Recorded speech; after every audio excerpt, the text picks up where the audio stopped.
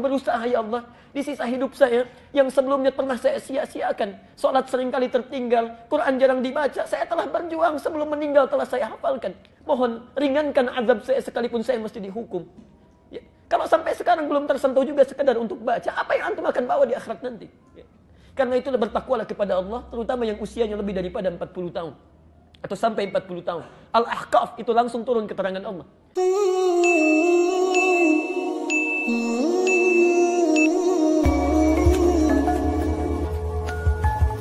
Musa, bukan Nabi Musa, tapi seorang anak kecil yang matanya buta. Ini pengantar saya sebagai penutup kajian yang lalu. Terlahir di kota Mesir, di negara Mesir. Beliau lahir di Mesir, di provinsi Asyut. Matanya buta, tapi dalam butanya punya keinginan untuk bisa menghafal Quran. Anak ini dulu masih usia 6-7 tahun, insya Allah. Datang pada orang tuanya. Bapaknya pekerja biasa, barangkali tidak seprofesi dengan antum yang pekerjaannya nyaman. Disampaikan pada orang tuanya menangis bahagia.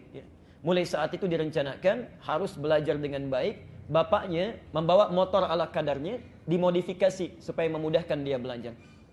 Ditetapkanlah belajar pada seorang guru yang jarak dari rumahnya itu 20 km. Guru yang baik. Anaknya dibonceng menjelang asar. Bapaknya memodifikasi motornya. Di depannya itu ditampilkan seperti layar di dashboardnya itu. Jadi anaknya di belakang mulai menghafalkan Qurannya, insya Allah. Bapaknya di depan pegang catatan ayatnya. Di jalan itu nggak ada yang sia-sia, masya Allah. Sambil lihat ke depan, begitu anaknya hafalan, bapaknya lihat ke bawah. Di jalan nggak ada ngobrol, nggak ada apa. Anaknya menghafal di belakang, bapaknya mengecek lagi hafalan. Semuanya itu bermakna. Begitu tiba di tempat tujuan pada gurunya, subhanallah, sudah jauh-jauh datang 20 km. Sampai di sana, gurunya cuma minta bacakan satu ayat. Satu ayat saja. Sampai kemudian pulang lagi, datang lagi, diminta suruh baca ayat satu lagi. Jadi cuma satu saja. Sampai anak ini mengatakan pada bapaknya, kita sudah jauh-jauh pak, katanya datang ke sini, cuma diminta baca satu ayat. Kata bapaknya, tidak mungkin ada guru memberikan petunjuk kecuali kebaikan. Ikuti saja nak, bersabar. Masya Allah, ternyata gurunya itu sedang mengobati dulu penyakit-penyakit di lisannya. Di huruf yang belum sempurna diucapkan, disempurnakan, didengar, disempurnakan. Ketika sampai satu juz, semua makhraj sudah benar. Ketika semuanya sudah benar, kesananya semakin mudah, tidak ada yang diluruskan lagi. Masya Allah. Tidak ada yang diluruskan lagi. Tapi yang paling luar biasa, saya ingin sampaikan, anak ini kemudian hafal Quran. Hafal Quran. Bapaknya yang ngantar nggak hafal Qurannya, anaknya yang nggak bisa lihat, hafal Qurannya. Masya Allah, ketika pulang sampai di rumahnya, diketahui kisah ini oleh salah seorang reporter dari stasiun televisi. Datang ke situ, ini poinnya.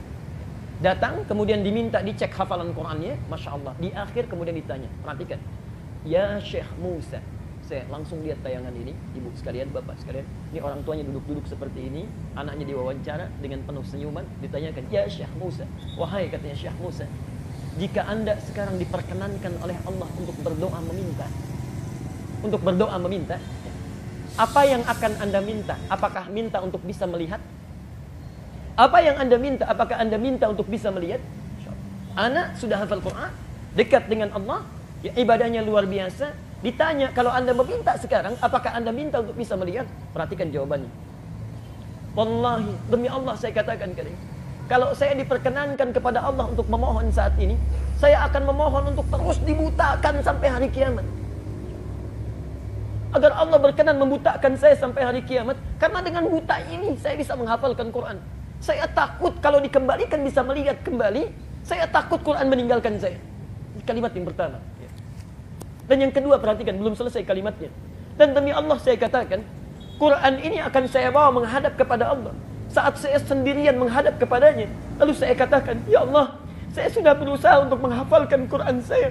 Maka mohon ringankan azab saya kalau saya mesti dihukum di akhirat ini dengan Quran yang telah saya hafalkan. InsyaAllah. Ustaz, saya telah berusaha menghafalkan Quran saya. Maka mohon ringankan azab saya kalau saya mesti dihukum di akhirat ini dengan Quran yang telah saya hafalkan. InsyaAllah. Bapak ibu sekalian, kalau anak yang buta saya tidak bisa melihat, Allah mudahkan dia untuk bisa menghafal. Dia bawa, masih merasa banyak dosanya. Maka kenapa antum yang masih diberikan penglihatan? Waktunya masih panjang, diberikan kesempatan, sampai hari ini belum mau menghafal juga. Dengan cara apa lagi mesti diingatkan? Dengan cara apa lagi? Karena itu bertakwalah kepada Allah. Setidaknya sebelum pulang, bawa hafalan Qurannya. Sampaikan pada Allah, saya telah berusaha ya Allah. Di sisa hidup saya, yang sebelumnya pernah saya sia-siakan. Sholat seringkali tertinggal, Quran jarang dibaca. Saya telah berjuang sebelum meninggal, telah saya hafalkan. Mohon ringankan azab saya sekalipun saya mesti dihukum. Ya. Kalau sampai sekarang belum tersentuh juga sekedar untuk baca, apa yang antum akan bawa di akhirat nanti? Karena itu bertakwalah kepada Allah, terutama yang usianya lebih daripada 40 tahun. Atau sampai 40 tahun. Al-Ahqaf itu langsung turun keterangan Allah. Quran surah ke-46 ayat ke-15. Ya. Perhatikan kalimatnya di sana. Ya. Orang-orang yang sudah sampai usia 40 tahun seharusnya sudah banyak berdoa dan merencanakan amalan. Qala rabbi auzi'ni an ashkura ni'mataka allati an'amta 'alayya wa 'ala walidayya wa an a'mala salihan tardah. Wa an a'mala salihan tardah. Lihat sindirannya di ayat ini. Lihat ya, saya katakan sindiran dalam tanda petik.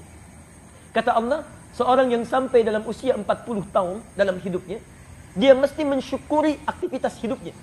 Mesti mensyukuri usia yang telah diberikan oleh Allah kepadanya. Masya Allah, perhatikan ya, orang cuma diberikan 4 tahun, cuma diberikan 5 tahun, tiba-tiba wafat. Antum 40 tahun, amalan kan banyak bisa dilakukan. Ya. Masya Allah, orang cuma 4 tahun, cuma 5 tahun, ya. Dia kemudian wafat, antum diberikan 40 tahun, 50 tahun, banyak sekali amalan yang bisa direncanakan. Ya. Kita bisa sholat sunnah diperbanyak, ya. Bisa tahajudnya banyak, baca Qurannya banyak. Masya Allah banyak waktunya. Ya. Maka dari itu kata Al-Quran, kalau sudah sampai usia itu, perbanyak doa untuk bersyukur. Rabbi auzi'ni an ashkura ni'mataka allati an'amta 'alayya. Duhai Allah, bimbing saya untuk bisa mensyukuri nikmatmu yang telah Engkau berikan kepada saya. Wa 'ala walidayya. Dan pada ibu bapak saya yang telah melahirkan saya, merawat saya sampai saya tiba di usia ini. Tapi yang paling menarik, perhatikan. Tidak ditutup sampai di sini, kata Al-Quran. Wa an a'mala salihan tardah. Dan tolong bimbing saya untuk memperbaiki aktivitas hidup saya yang lebih Engkau ridhai. Nah, kalimat terakhir ini itu sindiran dari Quran. Seakan-akan mengatakan, hei, ada hambaku yang sudah diberikan usia sampai 40 tahun, tapi hidupnya itu sia-sia. Amalnya tidak Allah ridhai. Ya. Masya Allah, anak usia 4 tahun di Palestina sudah hafal 10-15 juz Quran. Ini 40 tahun, 1 juz pun belum hafal, kemana aja. Ya. Anak usia 4 tahun, 5 tahun, sholatnya sudah bagus, puasa sudah dilatih. Ini 40 tahun, 50 tahun, Masya Allah, untuk latihan pun masih belum. Kemana aja selama ini. Ya. Maka Allah berikan isyarat, kalau sudah tahu dulu itu ada yang sia-sia, sisanya jangan disia-siakan lagi.